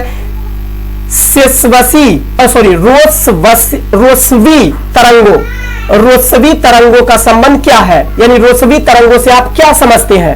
क्या है रोसवी तरंगे? तो पहले देखेंगे, रोसवी तरंगे स्वाभाविक रूप से तरल पदार्थों में घूर्णन होता है। यह निचले वायुमंडल की पवन है। अधिक ऊंचाई में पवनों के बृहत काय घुमावदार बहाव है। यह कोरियोलिस बल से प्रभावित एवं पूर्व से पश्चिम की ओर प्रवाहित होती है। इसका मतलब है जो ऑप्शन में दिया हुआ है रोसवी तरंग के बारे में, निचले वायुमंडल की पवनें हैं, बिल्कुल सही है। अधिक ऊंचाई वाली पवनों में बृहत काय घुमावदार बहाव है, बिल्कुल सही है। केवल कोरियोलिस बल से प्रभावित है, बिल्कुल सही है। और इसका सामान्य बहाव पूर्व से पश्चिम की ओर होता है, यह भी सही है। तो सभी कथन जो है रोसवी तरंग के बारे में बिल्कुल ही सही है। अब रोसवी तरंगे उत्पन्न कैसे होती है जरा ध्यान दीजिएगा। पृथ्वी के महासागर और वायुमंडल के भीतर उत्पन्न होता है। मौसमों को आकार देने में यह महत्वपूर्ण भूमिका निभाता है। यह तरंग पोलर फ्रंट एवं जेट स्ट्रीम से जुड़े हुए होते हैं। यह तरंग गर्म उष्ण कटिबंधीय हवा से ठंडे ध्रुवीय पवन को अलग करता है। ये लहरें मानसून के आने में रुकावट बनती है तथा साथ ही वर्षा में भी बाधा उत्पन्न करती है। तो ये सभी रोसवी तरंगों की विशिष्टताएं हैं, इसे भी आप ध्यान रखेंगे। नेक्स्ट क्वेश्चन जो है, निम्नलिखित में से कौन सा एक प्रतिवर्ती क्रिया यानी रिफ्लेक्ट एक्शन इसमें से नहीं है? श्वास लेना। अब पहले समझेंगे रिफ्लेक्ट एक्शन क्या है, प्रतिवर्ती क्रिया क्या है। कहने का मतलब कोई भी क्रिया की है और उसका विपरीत प्रतिक्रिया होना बहुत जरूरी है, यानी अपने आप न भी चाहे तो विपरीत प्रतिक्रिया हो जाए, इसी को रिफ्लेक्ट एक्शन कहा जाता है। और इसकी खोज मार्शल हॉल नामक विद्वान के द्वारा किया गया था। क्लियर। अब श्वास लेना, श्वास कब आप लेंगे? श्वास हम तब लेते हैं जब हाई प्रेशर और लो प्रेशर का काम करता है। श्वास लेने में बाहर में हाई प्रेशर होता है और उसकी तुलना में हमारे फेफड़े में लो प्रेशर होता है, जिसके कारण से हमारा फेफड़ा हवा भरने के लिए बाहरी हाई प्रेशर जो होता है पवन, वह बाहरी हाई प्रेशर लो प्रेशर की ओर, पवन का नियम होता है हाई प्रेशर से लो प्रेशर की ओर जाना। तो बाहर में हाई प्रेशर और हमारे फेफड़ा में लो प्रेशर, तो हाई प्रेशर से लो प्रेशर की ओर पवन जाती है, जिसके कारण से हम सांस ले पाते हैं। और फिर जैसे ही हमारे फेफड़ा में बाहर की तुलना में हाई प्रेशर अब हो गया और बाहर में लो प्रेशर हो गया उसकी तुलना में, तो ऐसे ही स्थिति में श्वास को छोड़ते हैं। तो यह प्रक्रिया या हम ना भी चाहे तो हाई प्रेशर और लो प्रेशर के कारण यह प्रतिक्रिया होगा ही होगा। तो इसका मतलब है कि यह रिफ्लेक्ट एक्शन है, यानी कोई एक्शन के विपरीत कोई क्रिया के विपरीत एक प्रतिक्रिया होना, उसी को प्रतिवर्ती क्रिया कहा जाता है। जैसे आपको कोई एक तबड़क मारा आप उसको 4 तबला खींच दिए। आपको कोई एक गाली दिया, आप 4 गाली दे दिए, तो ये एक रिफ्लेक्ट एक्शन है। क्लियर, केवल समझने के लिए। क्लियर, अपने आप अब कोई आपको एक तबलाक मारेगा तो आपको ये समझने में देरी नहीं होगा कि हाँ वो मारा तो क्या हम करें क्या ना करें। तो जब बिना सोचे समझे एड्रेनलिन हार्मोन सेक्रेट होगा, लड़ो और उड़ो हार्मोन, आएगा 4 तबलाक उसको मार दिए, तो वही रिफ्लेक्ट एक्शन। सोचने का इंतजार नहीं किया कि क्या कर रहा है नहीं कर रहा है, चुपचाप खींच दिया, तो यह प्रतिवर्ती क्रिया हो गया। हाथ का हिलना, अब हाथ को हम जब चाहेंगे जब हिला सकते हैं, ना चाहे तो ना हिला सकते हैं। यह ऐसा नहीं है कि हाथ की कोई क्रिया की है हिलना ही शुरू हो गया। अब किसी चीज को हम उठाए, अब उठाने के बाद क्या हाथ हिलने लग जाएगा, ऐसा नहीं है। तो रिफ्लेक्ट एक्शन नहीं हुआ। रिफ्लेक्ट एक्शन का मतलब एक्शन कोई हम किए और तुरंत रिफ्लेक्ट हो गया हुआ रिएक्शन के रूप में। क्लियर, और उसका इंतजार हमें नहीं, ब्रेन को सूचना नहीं देना पड़ा, वो खुद अपना ब्रेन इंफॉर्मेशन को ले लिया, वैसा कर दिया। क्लियर, हार्ट पंप, अब हार्ट हृदय का धड़कना, एक धड़क रहा है तो क्या इंतजार करेगा, एक बार धड़केगा 2 बार धड़केगा, ये प्रतिवर्ती क्रिया का उदाहरण है। लार, जैसे ही कोई मीठा चीज देखेंगे तो मीठा खाने के जो इच्छुक होंगे लार टपकना शुरू हो जाएगा। खट्टा जैसे ही देखेंगे तो ना चाहते हुए भी लार टपकना ही टपकना है, लार हमारे माउथ कैविटी में आ ही जाएगा। तो यह एक रिफ्लेक्ट एक्शन है। जैसे ही देखे हम खट्टे चीज को, लार अपने आप आ गया। क्लियर, बोलते समय भी आ गया। क्लियर है। अब जरा समझिएगा, प्रतिवर्ती क्रिया का मुख्य केंद्र जो होता है वो स्पाइनल कोड यानी मेरु रज्जु होता है, प्रतिवर्ती क्रिया का नियंत्रण केंद्र। क्लियर, इसी के द्वारा स्पाइनल कोड, मस्तिष्क का पीछे का भाग होता है स्पाइनल कोड, इसी के द्वारा रिफ्लेक्ट एक्शन को कंट्रोल किया जाता है। नेक्स्ट क्वेश्चन है, हाल ही में किन 2 कंपनियों ने निजी 5G नेटवर्क की तैनाती के लिए साझेदारी की है? तो L&T टेक सर्विसेज और BSNL के द्वारा, इन दोनों के द्वारा हाल ही में निजी 5G नेटवर्क की तैनाती के लिए एक समझौते पर ज्ञापन किया गया, हस्ताक्षर किया गया। ध्यान दीजिएगा, IT company L&T technology services ने उद्यम ग्राहकों के लिए निजी 5G नेटवर्क की तैनाती के लिए भारत संचार निगम लिमिटेड BSNL के साथ साझेदारी की है। दोनों कंपनियों द्वारा हस्ताक्षरित यह समझौते की रूपरेखा के अनुसार स्पेक्ट्रम BSNL तथा PLMN सार्वजनिक भूमि मोबाइल नेटवर्क और पृथक आवंटन दोनों का उपयोग करके प्रदान किया जाएगा। L&T जो टेक्नोलॉजी सर्विसेज है वो ग्राहक के पारिस्थितिकी तंत्र के भीतर पर उपकरणों और सेंसर के एकीकरण के लिए उपकरण, एप्लीकेशन, सर्वर, प्रौद्योगिकी और सॉफ्टवेयर और कोर को तैनात करके निजी नेटवर्क आवश्यकताओं को पूरा करेगी। नेक्स्ट क्वेश्चन है, निम्नलिखित में से किस संवैधानिक संशोधन अधिनियम के तहत मौलिक अधिकारों की सूची से संपत्ति के अधिकार को हटा दिया गया? 44वां संवैधानिक संशोधन। पहले मौलिक अधिकार की संख्या मूल संविधान में कितनी? 7 थी। 7वें मौलिक अधिकार जिसकी चर्चा भारतीय संविधान के अनुच्छेद 31 में किया गया था, संपत्ति का अधिकार मौलिक अधिकार था। इसे 44वां संवैधानिक संशोधन 1978 ईस्वी के द्वारा मौलिक अधिकार की श्रेणी से हटा दिया गया और अनुच्छेद 300 के क में जोड़ दिया गया, उपबंधित करके। अतः वर्तमान समय में संपत्ति का अधिकार एक कानूनी अधिकार है, न कि मौलिक अधिकार है। Clear. Next question, Mahatma Gandhi ने दांडी यात्रा किस आदर्श वाक्य के साथ प्रारंभ किया था? खूब इंपॉर्टेंट क्वेश्चन। महात्मा गांधी ने दांडी यात्रा तो शुरू की 12 मार्च 1930 ईस्वी को, इसलिए इसे दांडी मार्च के नाम से भी जाना जाता है। अच्छा, इसे दांडी यात्रा क्यों कहा जाता है? क्योंकि साबरमती आश्रम से दांडी तक की यात्रा किए थे, इसलिए इसे दांडी यात्रा कहा जाता है। चूंकि 12 मार्च को ही शुरू हुआ था, इसलिए इसे दांडी मार्च भी कहा जाता है। क्लियर। तो दांडी यात्रा किस आदर्श वाक्य के साथ शुरू किया गया था? खूब इंपॉर्टेंट है। किस लिए? अंत तक लड़ो वाक्य के साथ महात्मा गांधी के द्वारा यह आदर्श वाक्य था, अंत तक लड़ो, जब तक मौत न हो जाए तब तक लड़ो। क्लियर। तो गांधी जी ने 12 मार्च 1930 ईस्वी को अपने 78 प्लस अनुयायियों के साथ साबरमती आश्रम से दांडी मार्च प्रारंभ किया था दांडी के लिए, तथा 24 दिन के उपरांत 6 अप्रैल 1930 ईस्वी को समुद्री बालू से नमक बनाकर नमक कानून को तोड़ा तथा इसी दिन सविनय अवज्ञा आंदोलन की शुरुआत की। इस आंदोलन में गांधी जी का आदर्श वाक्य अंत तक लड़ो था। नेताजी ने गांधी जी की इस यात्रा की तुलना नेपोलियन के एल्वा से पेरिस मार्च यानी पेरिस की यात्रा और मुसोलिनी का मिलान से रोम मार्च यानी मुसोलिनी ने मिलान से रोम यात्रा की थी, उससे इसकी तुलना नेताजी ने की है दांडी मार्च की तुलना। क्लियर। नेताजी मतलब सुभाष चंद्र बोस। इस आंदोलन में सरोजनी नायडू के नेतृत्व में धरासना सत्याग्रह हुआ था, जिसकी प्रशंसा अमेरिकी पत्रकार बेब मिलर ने की थी। क्वेश्चन आपसे पूछता है, दांडी यात्रा के दौरान अमेरिकी पत्रकार कौन था जो गांधी जी के साथ रहता था? Babe Miller. नेक्स्ट क्वेश्चन है, पूर्वोत्तर भारत की दी गई पहाड़ियों को उत्तर से दक्षिण दिशा में सही क्रम में व्यवस्थित कीजिए। उत्तर से दक्षिण सही क्रम में व्यवस्थित करना है पूर्वोत्तर भारत की पहाड़ियों में से। ऑप्शन में नागा पहाड़ियां, पटकाई बूम पहाड़ियां, मिश्मी पहाड़ियां या मीजो पहाड़ियां। बड़ा इंपॉर्टेंट है, ध्यान दीजिएगा। पूर्वोत्तर भारत की पहाड़ी उत्तर से दक्षिण का क्रम अगर देखेंगे तो सबसे पहले उत्तर में आता है मिश्मी पहाड़ी, सबसे पहले उत्तर में मिश्मी पहाड़ी आता है, दूसरे स्थान पर आता है पटकोई बूम पर्वत श्रेणी। क्लियर? मिश्मी पहाड़ी के बाद पटकोई बूम पर्वत श्रेणी, तो 3-2 सही मिलान हो जाएगा। ऑप्शन नंबर 1 मिश्मी पहाड़ी सबसे उत्तर में, पटकोई बूम पर्वत श्रेणी दूसरे स्थान पर, तीसरे दक्षिण में नागा पहाड़ी, चौथे में मीजो पहाड़ी, उसके दक्षिण में मिकीर पहाड़ी, उसके दक्षिण में अबोर पहाड़ी तथा उसके दक्षिण में गारो, खासी और जयंतिया पहाड़ियां को रखा जाता है। मिश्मी पहाड़ी भारत के अरुणाचल प्रदेश में स्थित है। यह पूर्वोत्तर हिमालय और हिंद बर्मा पहाड़ी के मिलन स्थल पर स्थित है। बारी बारी से देखेंगे। पटकोई बूम पर्वत श्रेणी की बात करें तो यह भारत और म्यांमार की सीमा पर स्थित है। नागा पहाड़ी की बात करें तो नागालैंड राज्य में म्यांमार की सीमा के पास स्थित है।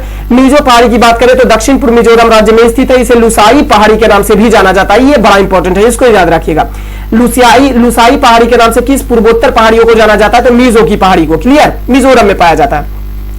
मिकीर की पहाड़ी असम के काजीरंगा पार्क के दक्षिण में स्थित पहाड़ी है। अबोर की पहाड़ी अरुणाचल प्रदेश में स्थित है, जबकि सबसे दक्षिण में पूर्वोत्तर पहाड़ी में गारो, खासी और जयंतिया है जो मेघालय में स्थित है। नेक्स्ट क्वेश्चन है, पढ़ना लिखना अभियान किसे शिक्षित करेगा? वयस्कों को शिक्षित करने की योजना है पढ़ना लिखना अभियान। पढ़ना लिखना अभियान वयस्कों से संबंधित योजना है जिसे भारत सरकार के द्वारा 2021 में लॉन्च किया गया था। इस योजना की शुरुआत राजस्थान में किया गया था।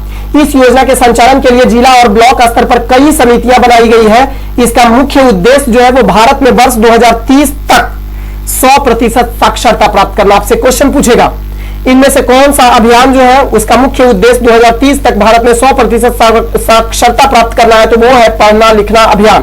क्लियर? जिसे 2021 में भारत सरकार के द्वारा लॉन्च किया गया। सबसे पहले कहा राजस्थान में। 2011 की जनगणना के अनुसार भारत का साक्षरता दर 74.04% है, जिसमें पुरुष साक्षरता दर 82.14% तथा महिला साक्षरता दर 65.46% रहा है। ओवरऑल भारत का साक्षरता दर 74.04%, पुरुष का साक्षरता दर 82.14% और महिला का साक्षरता दर भारत में 65.46% रहा है। नेक्स्ट क्वेश्चन है, एक मकान में दो बल्ब में से एक दूसरे से अधिक रोशनी देता है। इन दोनों में से किस बल्ब में उच्चतर अवरोधक होगा? उच्चतर अवरोधक उसी में होगा, प्रतिरोध अधिक उसमें होगा जो कम रोशनी देगा। जो मंद रोशनी दे रहा है उसमें प्रतिरोधकता ज्यादा होगा, उच्चतर होगा, जिस कारण से वह मंद रोशनी दे रहा है, क्योंकि उसको ज्यादा शक्ति नहीं मिल रहा है, ज्यादा पावर उसको नहीं मिल रहा है। तो मंद रोशनी वाले बल्ब में उच्चतर अवरोधक होता है। श्रेणी क्रम बल्बों के संयोजन में कम शक्ति का बल्ब अधिक तीव्रता के साथ प्रकाश देता है तथा इसका विभवांतर भी अधिक होता है, जबकि समानांतर क्रम में अधिक शक्ति वाला बल्ब अधिक तीव्र प्रकाश देता है तथा इसे अधिक धारा प्रवाहित होती है। क्लियर? प्रतिरोधकता की अगर बात करें तो जिसमें ज्यादा प्रतिरोध, अब प्रतिरोध का मतलब होता है रुकावट, करंट का यानी धारा का रुकावट। करंट का रुकावट अगर जिसमें हो रहा है तो वो कम प्रकाश देगा। रुकावट अगर यदि जो ज्यादा रुकावट हो रहा है, अवरोधक ज्यादा हो रहा है, प्रतिरोध ज्यादा हो रहा है, जिसका मतलब कम लाइट देगा। आज इसमें कोई रुकावटें नहीं है, प्रतिरोधक कम है उसमें, तो वो ज्यादा प्रकाश देगा। क्लियर? नेक्स्ट क्वेश्चन, जलवायु परिवर्तन प्रदर्शन सूचकांक 2023 CCPI 2023 में भारत किस स्थान पर रहा है? भारत 8वें स्थान पर रहा है। जरा समझिएगा, हाल ही में COP27 में भारत द्वारा अक्षय ऊर्जा को बढ़ावा देने के लिए सराहना मिली ही थी कि जलवायु परिवर्तन प्रदर्शन सूचकांक यानी कि CCPI 2023 में 63 देशों की सूची में भारत 2 रैंक बढ़कर 8वें स्थान पर आ गया है। क्लियर? इस जलवायु परिवर्तन सूचकांक प्रदर्शन सूचकांक 2023 में कोई भी देश पहले 3 रैंक में, कोई देश नहीं, विश्व का कोई भी देश पहले 3 रैंक में नहीं आया है। चौथे स्थान पर डेनमार्क का नंबर है 79.61 स्कोर के साथ चौथे स्थान पर डेनमार्क रहा है। क्लियर? नेक्स्ट क्वेश्चन है, भारत के विभाजन को टालने का अंतिम अवसर कब समाप्त हो गया था? जब कैबिनेट मिशन को अस्वीकार कर दिया गया था। इसी समय भारत के विभाजन को टालने का अंतिम अवसर भी समाप्त हो गया। क्यों भाई? तो भारत के विभाजन को रोकने का प्रयास औपचारिक रूप से कैबिनेट मिशन के द्वारा अंतिम रूप से किया गया था, लेकिन इस मिशन को अस्वीकार कर दिया गया, जिसके साथ ही भारत के विभाजन को टालने का अंतिम अवसर समाप्त हो गया।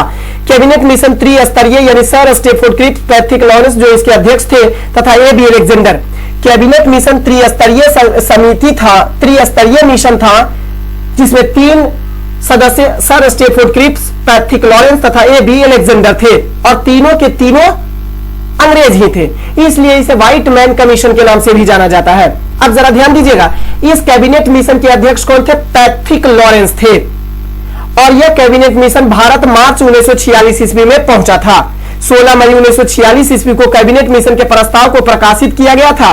कैबिनेट मिशन के प्रस्ताव द्वारा संवैधानिक और व्यापारिक रूप से पाकिस्तान की मांग को खारिज कर दिया गया। कैबिनेट मिशन से पूर्व अगर देखा जाए तो शिमला समझौता जो जून जुलाई 1945 ईस्वी को हुआ था, इसके द्वारा पाकिस्तान के गतिरोध को समाप्त करने का प्रयास किया गया था। CR फॉर्मूला जो 1944 ईस्वी में आया था, उसके द्वारा प्रथम बार भारत के विभाजन का प्रस्ताव रखा गया था। क्लियर? तो कैबिनेट मिशन योजना को अस्वीकार कर दिया गया, जिसके कारण से ही यह प्रगाढ़ हो गया कि भारत का विभाजन अब नहीं टाला जा सकता। क्लियर? नेक्स्ट क्वेश्चन, भाषाई आधार पर राज्य का पुनर्गठन कब किया गया था? 1956 ईस्वी पर भाषाई आधार पर राज्य का पुनर्गठन किया गया। अब ध्यान दीजिएगा, 1 नवंबर 1956 ईस्वी को 7वां संवैधानिक संशोधन अधिनियम द्वारा भाषाई आधार पर राज्य का पुनर्गठन किया गया था। क्लियर? फजल अली राज्य पुनर्गठन आयोग के अध्यक्ष 1953 से 1955 ईस्वी में रहे थे। इन्हीं के सिफारिश पर राज्य का पुनर्गठन किया गया। राज्यों के निर्माण पर सर्वप्रथम एस.के. धर की अध्यक्षता में एक समिति बनाई गई थी। इस समिति के रिपोर्ट पर अपना विचार JBP समिति ने 1948 ईस्वी में जयपुर में दिया था। भाषाई आधार पर अगर बात किया जाए तो राज्यों का पुनर्गठन 1 अक्टूबर 1953 ईस्वी को सबसे पहला राज्य आंध्र प्रदेश के रूप में किया गया था, तथा इसकी राजधानी कुर्नूल थी। क्वेश्चन यहां प्रारूप समझिएगा, ऑप्शन चूंकि दोनों है, 53 भी है, 56 भी है। भाषाई आधार पर राज्य का पुनर्गठन कब किया गया था? तो भाषाई आधार पर राज्य का पुनर्गठन का संवैधानिक दर्जा के आधार पर देखेंगे तो 7वां संवैधानिक संशोधन हुआ था 1956 ईस्वी में 1 नवंबर के दिन राज्य का पुनर्गठन किया गया। क्लियर? क्योंकि इस समय राज्य पुनर्गठन अधिनियम भाषाई आधार पर संवैधानिक दर्जा दे दिया गया। क्लियर? तो संवैधानिकता के आधार पर 1956 बिल्कुल सही हो जाएगा। लेकिन भाषाई आधार पर गठन होने वाला पहला राज्य जो था वो आंध्र प्रदेश था, 1 अक्टूबर 1953 ईस्वी को। क्लियर? कुर्नूल में। ध्यान दीजिएगा, राज्य के निर्माण पर सर्वप्रथम एस.के. धर की अध्यक्षता में एक समिति बनाई गई थी, और इस समिति ने अपना रिपोर्ट पर विचार करने के लिए JBP समिति ने 1948 ईस्वी में जयपुर में दिया था। क्लियर? फजल अली राज्य पुनर्गठन आयोग के अध्यक्ष 1953 से 1955 ईस्वी तक रहे थे। इन्हीं के सिफारिश पर राज्य पुनर्गठन अधिनियम लागू किया गया था। ध्यान दीजिएगा, पुनः फिर आंध्र प्रदेश जो भाषाई आधार पर राज्य का पुनर्गठन हुआ था 1953 ईस्वी में 2 जून 2014 को आंध्र प्रदेश से तेलंगाना राज्य का निर्माण कृष्णा समिति के रिपोर्ट पर विकास के आधार पर किया गया था। ध्यान दीजिएगा, क्वेश्चन पूछेगा आपसे, विकास के आधार पर गठित होने वाला भारत का पहला राज्य कौन है? तो ध्यान दीजिएगा, पहला राज्य तेलंगाना राज्य है, जो आंध्र प्रदेश से अलग करके 2 जून 2014 को कृष्णा समिति रिपोर्ट के आधारित पर किया गया था। क्लियर? वर्तमान समय में भारत में कुल 28 राज्य और 8 केंद्र शासित प्रदेश हैं। नेक्स्ट क्वेश्चन है, निम्नलिखित में से कौन सा मानव दंत केवल अस्थायी दंत विन्यास में प्रकट होते हैं? बड़ा इंपॉर्टेंट क्वेश्चन है। तो चवर्णक, जिसे मोलर अंग्रेजी में कहा जाता है, ये चवर्णक जो होता है वो केवल अस्थायी दंत विन्यास में प्रकट होते हैं। क्लियर? चवर्णक जो होता है वो केवल अस्थायी दंत विन्यास में प्रकट होता है। दांत हमारे मनुष्य में 4 प्रकार का होता है। पहला होता है कृंतक, जिसे इनसीजर कहा जाता है। इसको ध्यान रखिएगा, ICPM, इनसीजर, केनाइन, प्रीमोलर और मोलर। मतलब कृंतक, रदनक, अर्धचवर्णक और चवर्णक। इनसीजर, इसका काम क्या होता है? कृंतक का क्या काम होता है? तो भोजन को पकाना, काटना और कुतरना इसका काम होता है। रदनक यानी केनाइन, इसका काम होता है भोजन को पकड़ने के साथ साथ चीरने और फाड़ने का काम करता है। चिकन उकन जो खाते हैं तो चीरने और फाड़ने का काम रदनक करता है, केनाइन करता है।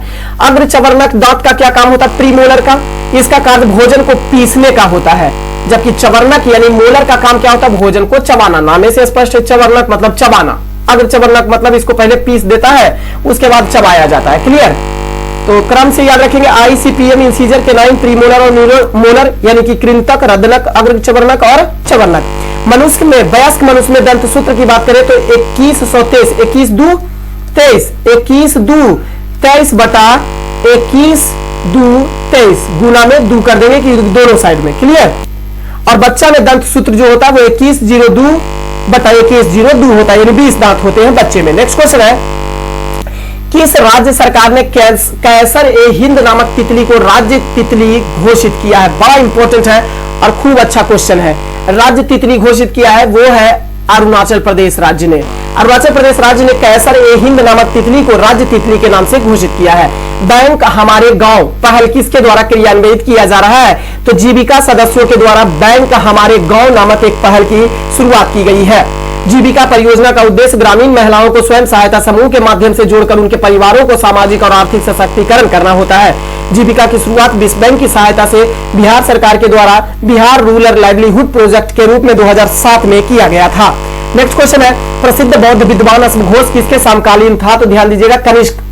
कुषाण वंशीय शासन कनिष्क के शासनकाल में अश्वघोष रहते थे, इसी के समकालीन थे। ध्यान दीजिएगा, अश्वघोष जो थे वो चतुर्थ बौद्ध संगति के उपाध्यक्ष थे और ये पाटलिपुत्र के निवासी थे। इनके द्वारा ललित विस्तार, सारीपुत्र प्रकरण, सौंदर्यानंद, बुद्ध चरितम नामक पुस्तक की रचना की गई थी। ललित विस्तार की अगर बात करें तो बुद्ध अश्वघोष के द्वारा लिखी गई ललित विस्तार महायान संप्रदाय का संस्कृत भाषा में प्रथम महत्वपूर्ण पुस्तक है, जिसमें सर्वप्रथम लिपियों का उल्लेख किया गया है। बुद्ध चरितम की बात करें जो अश्वघोष के द्वारा लिखी गई है, बुद्ध चरितम को बौद्ध धर्म का रामायण कहा जाता है तथा अश्वघोष को बौद्ध धर्म का वाल्मीकि कहा जाता है। कनिष्क को बौद्ध धर्म का द्वितीय अशोक के नाम से भी जाना जाता है। कनिष्क के दरबार के विभूति के रूप में अश्वघोष, वसुमित्र, पाशर्व, चरक, नागार्जुन, महाचेत और संरक्षक हुआ करते थे। नेक्स्ट क्वेश्चन है, निम्नलिखित में से कौन सा यौगिक चाइनीज व्हाइट के नाम से जाना जाता है? बड़ा अच्छा क्वेश्चन है। चाइनीज व्हाइट के नाम से किस केमिकल को जाना जाता है? जिंक ऑक्साइड को। जिंक ऑक्साइड को चाइनीज व्हाइट के नाम से भी जाना जाता है। जिंक ब्लेंड यानी ZNS व कैलेमाइन ZnCO3 जिंक के मुख्य अयस्क के रूप में जाने जाते हैं, यानी जिंक ब्लेंड और कैलेमाइन ये जिंक के मुख्य अयस्क होते हैं। जिंक फॉस्फाइड का उपयोग चूहा मार दवा के रूप में किया जाता है। जिंक सल्फेट का उपयोग लिथोजेन के निर्माण, रंगाई और कैलिको छपाई में किया जाता है। लेड ऑक्साइड की बात करेंगे, PbO की बात करें तो इसे वायु की उपस्थिति में शीशे को गर्म करके बनाया जाता है, उसे रेड लेड के नाम से भी जाना जाता है। नेक्स्ट क्वेश्चन है, बिहार में किस जिले में शहरीकरण की दर 5% से अधिक है? तो दिए गए ऑप्शन के अनुसार नालंदा जिले में सबसे ज्यादा, हालांकि ओवरऑल बात किया जाए बिहार में तो पटना सर्वाधिक शहरीकरण वाला जिला है। अब बारी बारी से इसको समझिएगा, आंकड़ा वाला बड़ा इंपॉर्टेंट है। बिहार में सर्वाधिक नगरीकरण जनसंख्या वाला पहले जिला का नाम याद कर लेते हैं, तो पटना का सबसे पहला नाम आता है। यहाँ का शहरीकरण जनसंख्या जो है वो 44.3% है। दूसरे स्थान पर मुंगेर का नाम आता है, मुंगेर जिला का, वो 28.3% है। और तीसरे स्थान पर नालंदा जिला का 26.2% है। बिहार में न्यूनतम शहरीकरण जनसंख्या वाला जिला की बात करें तो सबसे पहले स्थान पर समस्तीपुर आता है, जहां का नगरीकरण जनसंख्या 3.46%। दूसरे स्थान पर बांका है, सबसे कम शहरीकरण जनसंख्या वाला जिला 3.52%। मधुबनी तीसरे स्थान पर 3.68% और सबसे कम में चौथे स्थान पर जो आता है वो कैमूर आता है, 4.02% शहरीकरण जनसंख्या इस जिला में पाई जाती है। क्लियर? वर्ष 2011 की जनगणना की अगर अनुसार बात किया जाए तो बिहार का नगरीकरण का प्रतिशत जो है ओवरऑल 11.3% था, परंतु वर्तमान समय में बात किया जाए तो 15.3% हो गया है शहरीकरण। क्लियर? बिहार में भारत की कुल आबादी का 8.6% निवास करता है, परंतु कुल देश की कुल आबादी का केवल 3.1% ही शहरों में निवास करता है। सभी आंकड़ा को ध्यान में रखेंगे। बिहार में 2011 की जनगणना के अनुसार 92.08 मिलियन ग्रामीण जनसंख्या एवं 11.72 मिलियन नगरीय जनसंख्या है। भारत में शहरीकरण जनसंख्या का प्रतिशत की बात करें तो 31% है तथा सर्वाधिक शहरीकरण वाला राज्य जो है वो गोवा है, जहां 62% से भी अधिक शहरीकरण है। नेक्स्ट क्वेश्चन है, हाल ही में केंद्र सरकार ने 16 राज्यों में पूंजी निवेश के लिए कितनी धनराशि स्वीकृति की है? तो वो है 56,415 करोड़ रुपए की स्वीकृति प्रोवाइड की है। केंद्र सरकार ने वित्तीय वर्ष 2023-24 में पूंजी निवेश के लिए 16 राज्यों के विशेष सहायता नामक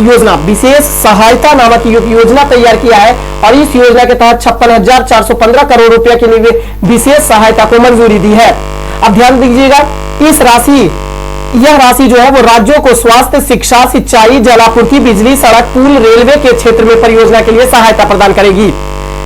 और भी ध्यान दीजिएगा, तो राज्यों में सबसे अधिक सहायता राशि जिसे दिया गया है वो है बिहार राज्य, जहां पर 9,640 करोड़ रुपया बिहार को स्वीकृति दी गई है। इसके बाद दूसरे स्थान पर मध्य प्रदेश 7,850 करोड़ रुपया और तीसरे स्थान पर पश्चिम बंगाल 7,523 करोड़ रुपया का प्रावधान किया गया है। इस राशि के तहत सबसे कम सहायता जो है वो गोवा को दिया गया है 386 करोड़ रुपया। इसके बाद सिक्किम को 388 करोड़ रुपया और मिजोरम को 399 करोड़ रुपया प्रदान की गई है। नेक्स्ट क्वेश्चन है, सांस्कृतिक और आर्थिक संबंधों को मजबूत करने के लिए किस देश ने भारत के साथ युवा पेशेवर योजना शुरू करने की घोषणा की है? वो है युवा पेशेवर कार्यक्रम की घोषणा की है, वो हमारा नाम आता है देश में Britain. Option number C, Britain. Clear? ध्यान दीजिएगा, भारत और ब्रिटेन की सरकारों ने 9 जनवरी 2023 को युवा पेशेवर योजना शुरू करके प्रवासी भारतीय दिवस मनाया, जो 18 से 30 वर्ष की आयु, अब यह योजना क्या है, तो 18 से 30 वर्ष की आयु के 3000 डिग्री धारक नागरिकों को 2 वर्ष के लिए यानी 24 महीना के लिए, 2 वर्ष अर्थात 24 माह, 2 वर्ष का मतलब 24 माह के लिए एक दूसरे के देशों में रहने और काम करने की अनुमति देता है। क्लियर? यह योजना की घोषणा नवंबर में बाली में G20 सम्मेलन में की गई थी और मई 2021 में हस्ताक्षरित भारतीयों को प्रवासन और गतिशीलता समझौते ज्ञापन पर हस्ताक्षर किया गया। क्लियर? नेक्स्ट क्वेश्चन है, एक परजीवी एक दूसरे परजीवी के आश्रित रहने को क्या कहा जाता है? उसे उपपरजीविता कहा जाता है। मतलब एक खुद परजीवी है अब दूसरे परजीवी पर वह निर्भर कर रहा है। एक ये होता है परजीवी, किसे कहते हैं? परजीवी का मतलब कोई भी जीव जब दूसरे जीव पर यांत्रिक अवलंब के लिए निर्भर करता है, भोजन के लिए निर्भर करता है, तो उसे परजीवी कहा जाता है। क्लियर? लेकिन उपपरजीविता किसे कहा जाता है? जब एक परजीवी किसी दूसरे परजीवी पर आश्रित है तो ऐसे स्थिति में उसे उपपरजीवी कहा जाता है, वैसे जीव को, और इस स्थिति को उपपरजीविता कहा जाता है। ध्यान दीजिएगा, एक परजीवी पर दूसरे परजीवी के आश्रित रहने को उपपरजीविता कहा जाता है। परजीवी की बात करें, पैरासाइट की बात करें, तो वे जीव होते हैं जो जीवन के निर्वाह के लिए किसी अन्य यांत्रिक अवलंबन, जीवन के निर्वाह के लिए किसी अन्य जीवन पर आश्रित, किसी अन्य जीव पर आश्रित होता है। जैसे अमरबेल यानी कसकुत्ता जो तने पर पाया जाने वाला परजीवी होता है। परजीवी के प्रकार होते हैं बाह्य परजीवी। बाह्य परजीवी किसे कहा जाता है? तो जो पोषक के शरीर पर अस्थायी रूप से रहता है, जैसे खटमल और जू, ये बाह्य परजीवी होते हैं, शरीर के बाहर होता है। अंतः परजीवी जो शरीर के अंदर होता है, जैसे अमीबा हिस्टोलाइटिका, मनुष्य के बड़ी आंत में पाया जाता है, पेचिश इससे हो जाता है, ये अंदर में पाया जाता है। अंतः परजीवी। सहजीवी किसको कहते हैं? तो 2 जीवधारी साथ साथ रहते हैं, एक दूसरे को लाभ पहुंचाते हैं। जैसे किसी भैंस पर पक्षी को देखे होंगे, उसका जो जू होता है उसको निकाल के खाते हुए, इसका मतलब है कि इससे भैंस को भी लाभ मिल जाता है और उसको भी पक्षी को भी खाना मिल जाता है, कौवा को भी खाना मिल जाता है। क्लियर? नेक्स्ट क्वेश्चन, गंधार कला शैली एक संश्लेषण है, किसका मिश्रण है? संश्लेषण मतलब मिश्रण। तो गंधार कला शैली जो है वो भारत तथा यूनानी कला शैली, हिंद यूनानी कला शैली का एक उदाहरण है गंधार कला शैली। गंधार की विषय वस्तु भारतीय थी परंतु कला शैली यूनानी और रोमन थी, इसलिए गंधार कला को ग्रीको बुद्धिस्ट या ग्रीको यूनानी कला भी कहा जाता है। क्लियर? इसके प्रमुख केंद्र जो रहे थे वो जलालाबाद, हड्डा, बामियान, स्वात घाटी और पेशावर रहा था। इस कला में पहली बार बुद्ध की सुंदर मूर्ति बनाई गई है और बुद्ध की जो मूर्ति बनाई गई है वो रोमन देवता के रूप में बनाया गया है।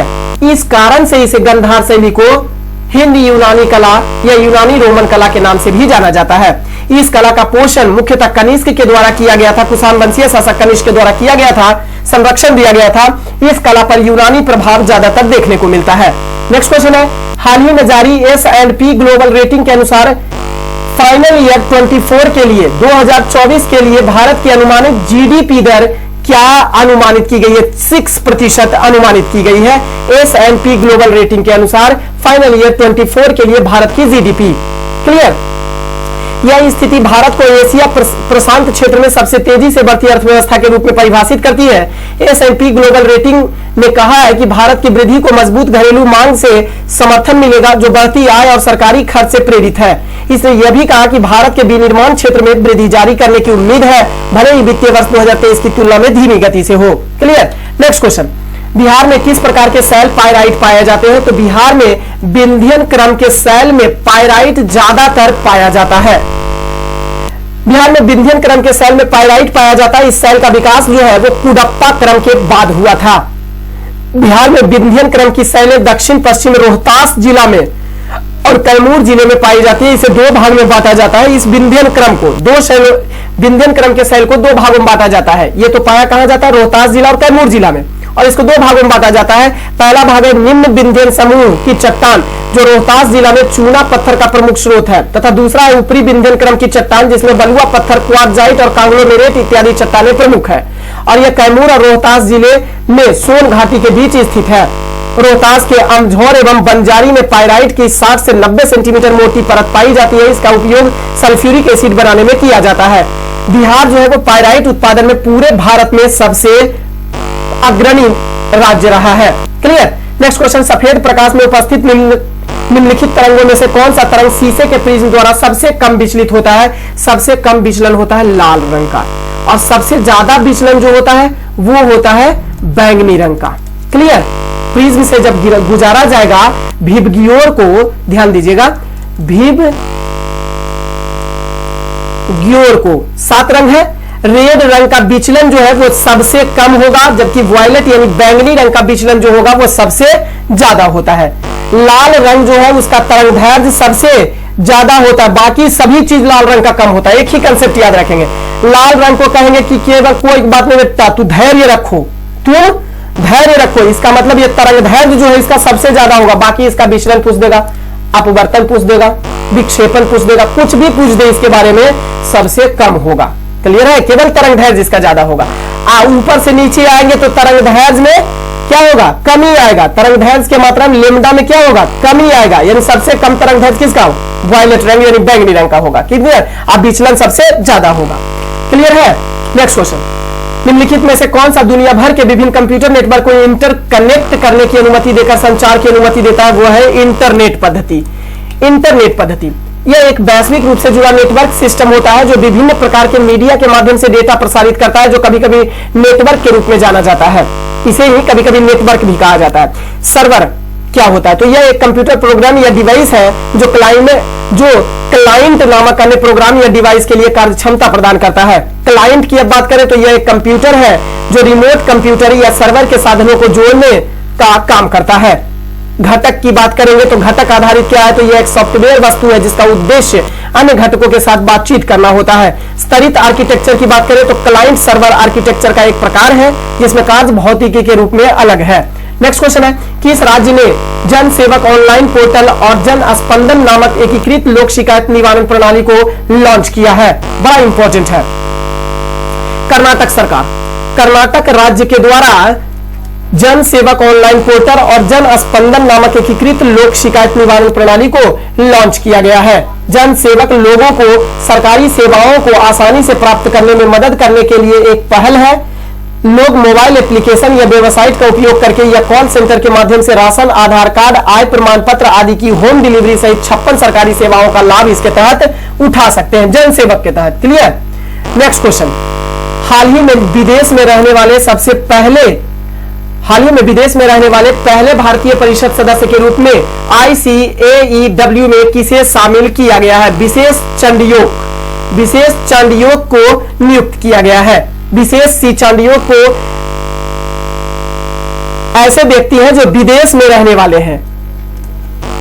विदेश में रहने वाले पहले भारतीय परिषद सदस्य के रूप में इंग्लैंड और वेल्स में चार्टर्ड अकाउंट संस्थान ICAEW में शामिल किया गया है। अब ICAEW क्या है? तो the institute of chartered accounts in England and Wales है। एक पेशेवर सदस्यता संगठन है जो दुनिया भर में चार्टर्ड अकाउंटेंट और छात्रों को बढ़ावा देता है, इसको विकसित करता है और उनका समर्थन करता है। इसकी स्थापना 1880 ईस्वी में शाही चार्टर के द्वारा की गई थी। नेक्स्ट क्वेश्चन, इनमें से कौन सा सही सुमेलित किया गया है? इलेक्ट्रॉन का नाम ने किया था। इलेक्ट्रॉन का नामकरण जो है, हालांकि इलेक्ट्रॉन की खोज जे थॉमसन ने की थी, लेकिन इसका नामकरण स्टोनी ने किया। बिल्कुल सही है, क्लियर।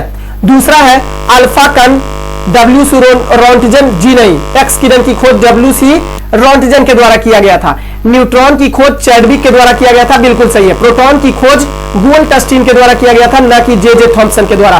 तो कथन एक सही होगा और सी कथन जो होगा वो आपका सही हो जाएगा।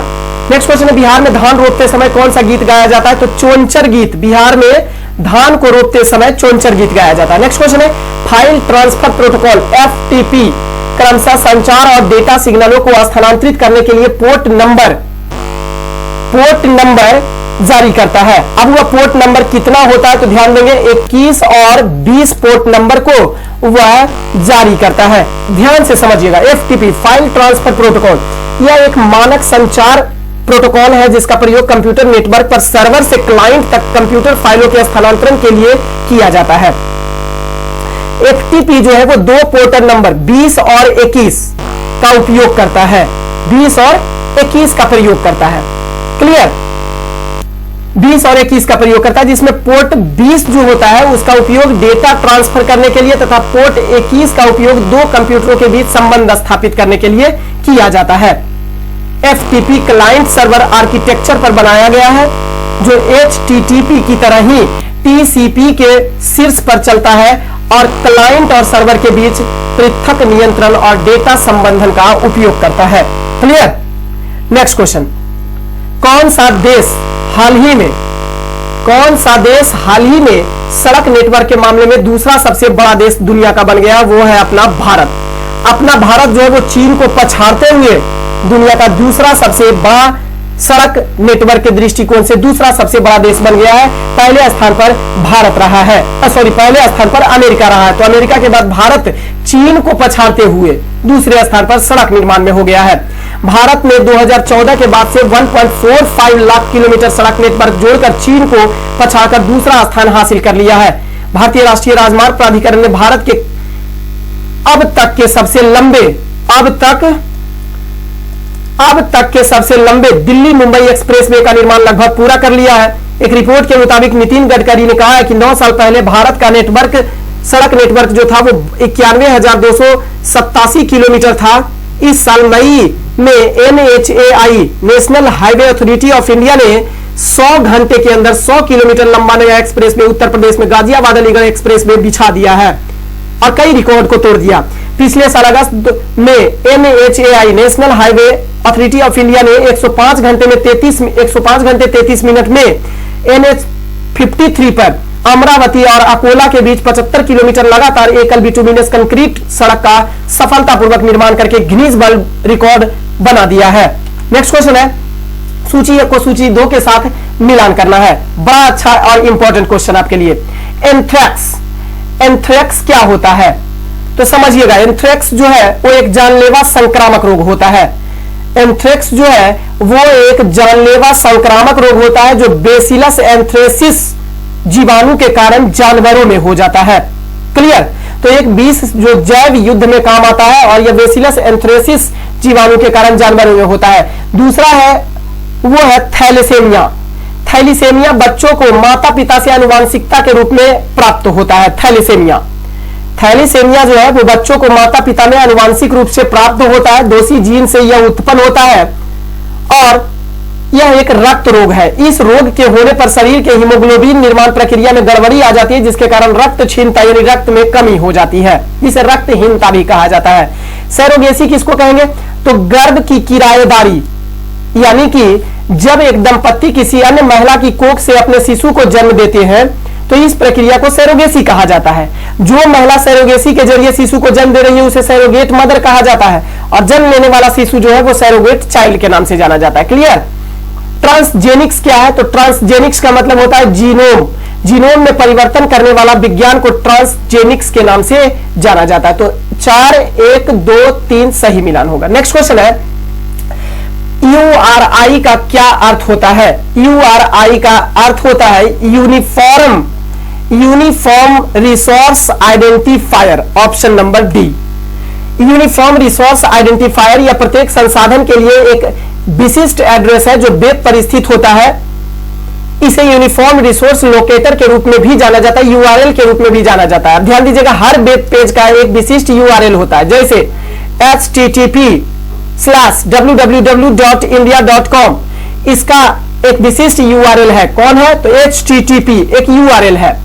यूआरएल केवल डोमेन नाम ही नहीं है, बल्कि इसमें अन्य जानकारी भी शामिल होती है जो एक वेब एड्रेस को पूरा करती है। क्लियर? तो फ्रेंड 50 क्वेश्चन का ये सीरीज कैसा लगा आपको कमेंट बॉक्स में जरूर बताइएगा। पूरा रिवीजन करने का प्रयास कीजिएगा। पीडीएफ जरूर लीजिएगा टेलीग्राम चैनल से जुड़कर, क्योंकि वहां विदाउट सोल्यूशन किया हुआ, सोल्यूशन किया हुआ दोनों प्रकार का पीडीएफ आपको अवेलेबल है। बहुत बहुत धन्यवाद।